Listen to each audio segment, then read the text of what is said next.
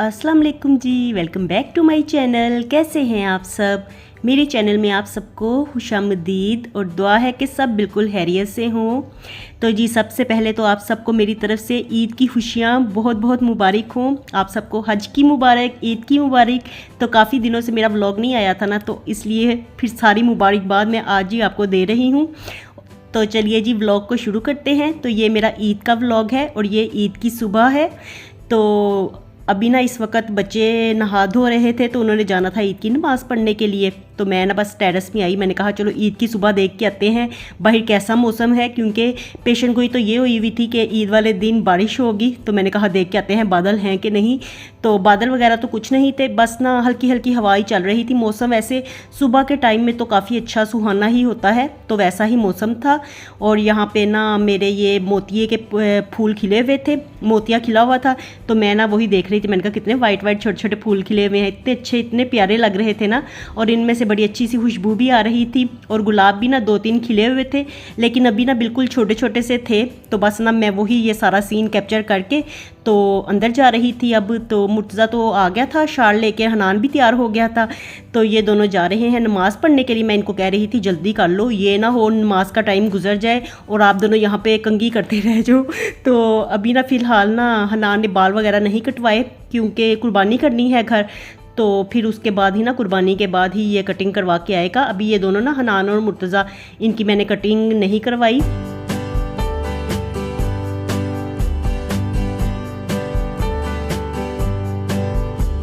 तो ये देखें जी दोनों जा रहे थे। तो मैं इनको कह रही थी नीचे देखो चाचू हैं, तो उनके साथ चले जाओ। तो फिर ना इन्होंने नीचे देखा तो वो थे नहीं, मेरे ख्याल में वो जा चुके थे। तो अब ना फिर मैं ना इनको छोड़ने के लिए अब जाऊंगी। अरीबा तो इस वक्त ना सोई हुई थी, क्योंकि सारी रात ना बच्चे जागते रहे हैं। तो अभी उसकी आंख लगी हुई थी, वो सोई हुई थी, मैंने उसको उठाया नहीं, मैंने कहा सोई रहे। तो हम लोग ही निकलने लगे थे। और यहाँ पे आप लोग मिल लीजिए हमारे बकरों के साथ। तो इन्होंने इतनी ज़्यादा तबाही मचाई हुई थी ना, इतना ज़्यादा ना, ये इधर ना चारपाई के ऊपर चढ़ के खड़े हो जाते हैं और इसके ऊपर ही सोते थे। और गंद भी इन्होंने खासा डाला हुआ था, गंद समेट के ना बुरा हाल होया हुआ था 2-3 दिन से। तो चलिए जी बस 1-2 दिन ही रह गए हैं। हमने वैसे ना ईद के दूसरे दिन कुर्बानी करनी है, ये तो पहला दिन है ईद का। और यहाँ पे मैं गई थी इनको छोड़ने के लिए।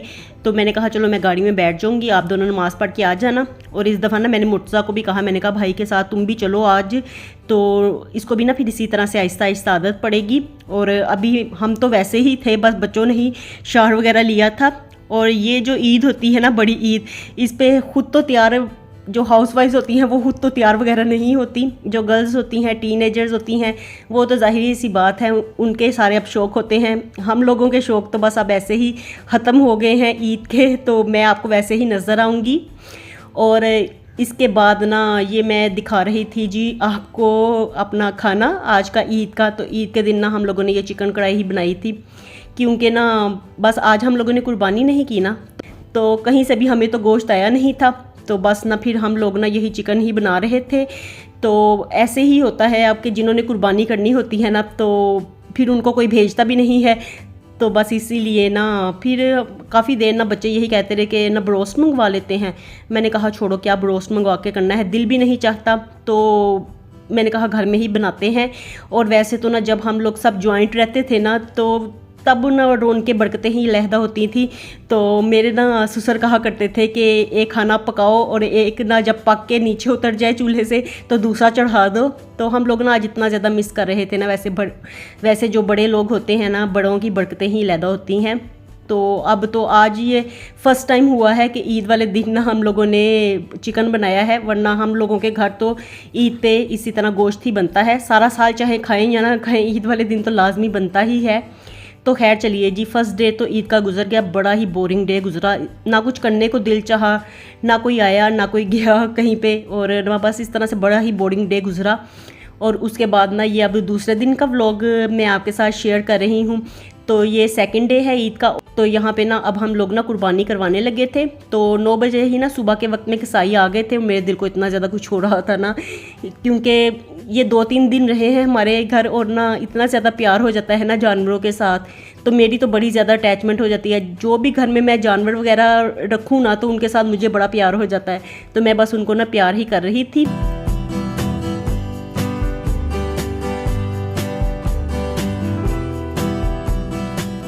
और यहाँ पे ना हनान और मुर्तज़ा भी दोनों उठ के आ गए थे, तो इन्होंने वही ईद वाले कपड़े ही कल के पहने हुए हैं। तो इन्होंने जब सुना ना कि कसाईयों की आवाज़ इन तक गई तो आ गए जल्दी से। तो मैं इनको यही कह रही थी जाओ मुंह हाथ धो के आओ, क्योंकि ना फिर ये ना दोनों दिल बुरा करते हैं।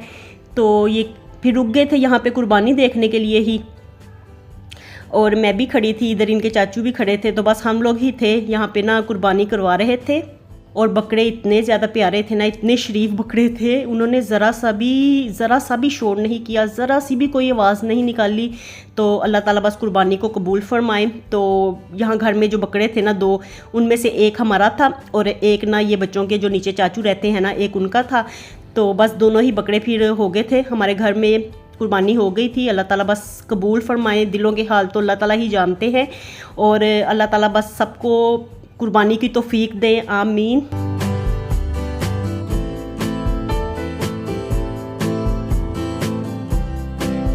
यहाँ पे ना मैं भी खड़ी थी और ना दिल को बड़ा कुछ हो रहा था। तो बस इन्होंने तो अल्लाह ताला की राह में कुर्बान होना होता है, अल्लाह ताला इनकी कुर्बानी को कबूल फरमाए। और ये देखिए जी, अब मैं बना रही थी यहाँ पे पुलाव, तो उसके लिए ना मैं यखनी ही रख रही थी। तो बस ना सारा डे ना, फिर सेकंड डे तो काफ़ी बिजी गुजर गया। तो अब ना बस कढ़ाई वगैरह ना बच्चों को ना मुश्किल से ही वैसे खिलानी पड़ती है। तो मैं ना चावल ही बनाने लगी थी, मैंने कहा पुलाव बनाते हैं, ये बच्चे ना शौक से खा भी लेंगे। तो पानी के अंदर मैंने गोश्त डाल दिया है और उसमें एक प्याज डाला है। तो प्याज को ऐसे ही ना हम साबुत ही डाल देते हैं, छोटे साइज़ का डालते हैं, क्योंकि बाद में भी जब चावल बनाने होते हैं पुलाव तो उसके लिए फिर प्याज को लाल करती हूँ मैं। तो इसलिए ना बिल्कुल छोटे साइज़ का प्याज यखनी में डाला है और साथ में खड़े मसाले डाल दिए हैं, साबुत सूखा धनिया डाला है, नमक डाल के। और अब मैंने लहसुन डाल दिया है, तो ये छीला हुआ लहसुन था तो उसी को मैंने डाल दिया है। और बस अब मैं ना इसे ना 10 से 15 मिनट की स्टीम लगाऊंगी। तो हम जब भी पुलाव बनाते हैं ना बकरा ईद पे, तो वो बिल्कुल ना उसमें गोश्त ना गला होना चाहिए, इस तरह का हमें अच्छा लगता है।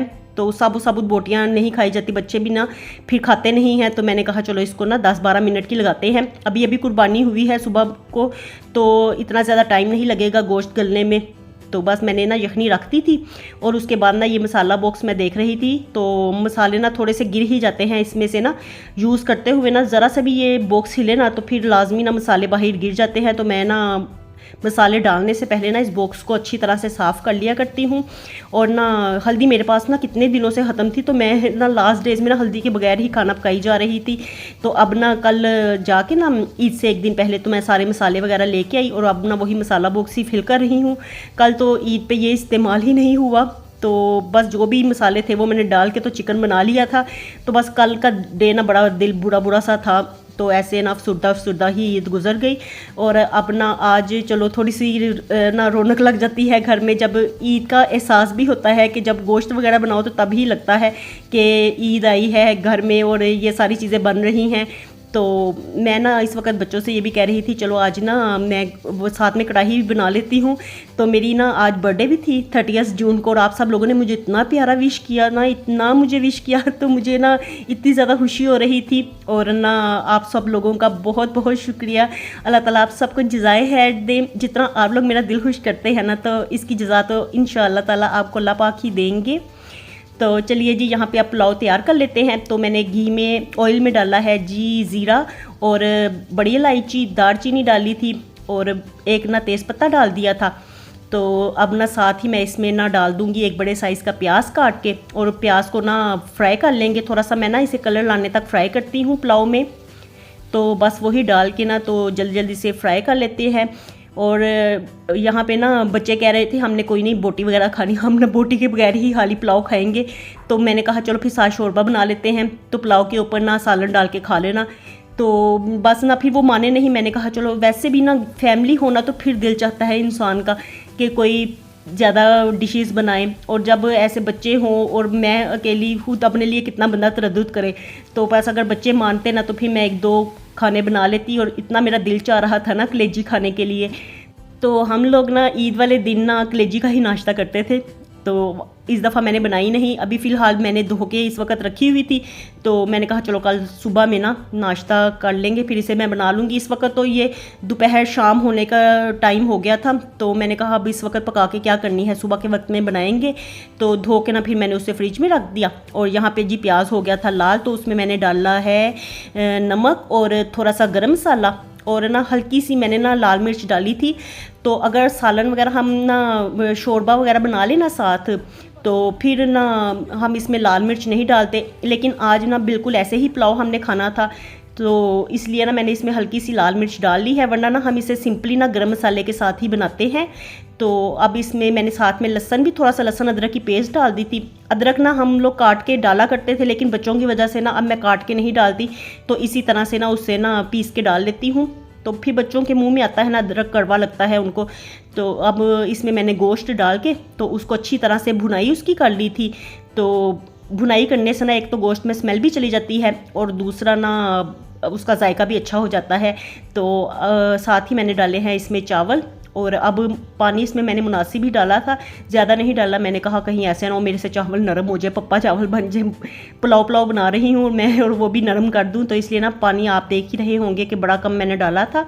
और लास्ट में मैंने इसमें नमक की मिकदार को पूरा किया और थोड़ा सा गर्म मसाला मज़ीद डाल दिया। मैंने कहा इस दफ़ा ना क्वांटिटी ज़्यादा थी ना गोश्त की, तो इसलिए जो मसाले मैंने पहले डाले थे तो वो कम ही थे, तो गर्म मसाला थोड़ा सा मैंने मज़ीद डाल दिया। और बस अब ना इसका पानी खुश्क करने तक मैंने इसी तरह से ना ढके बगैर ही मैं इसको पकाऊंगी। और साथ में ना दही में थोड़ा सा दूध मिक्स करके तो वो भी डाल दिया। इससे ना चावल बड़े मुलायम हो जाते हैं, अच्छे बनते हैं, जायका भी अच्छा आता है दही दूध डालने से। तो वैसे बिरयानी में मैं डाला करती हूँ, लेकिन मैं ना पुलाव में भी कभी कभी डाल दिया करती हूँ जायका अच्छा करने के लिए।